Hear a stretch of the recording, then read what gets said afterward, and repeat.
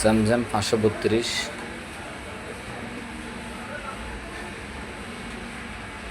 Mirakkel crack দিয়ে FRP bypass করতেছি। দেখেন এখানে স্যামসাং দিয়ে এখানে আপনার এখানে হার্ড রিসেটের অপশন দিয়ে আপনার এখানে অবশ্যই ড্রাইভারটা আনতে হবে। দেখেন এখানে স্যামসাং যে ড্রাইভারটা পাইছে, ড্রাইভারটা যদি না পায় সেক্ষেত্রে আপনাকে অবশ্যই স্যামসাং যে ড্রাইভার আছে ড্রাইভার ইনস্টল করে নিতে হবে। আর ক্র্যাক যদি যে স্টার বাটনটা যদি চালু না হয় সেক্ষেত্রে আপনাকে অবশ্যই যে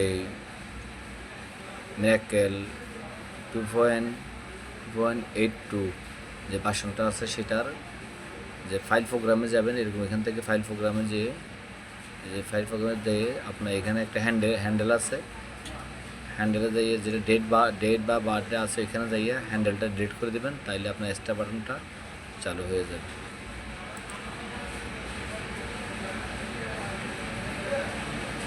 দেখেন 100% হয়ে গেছে।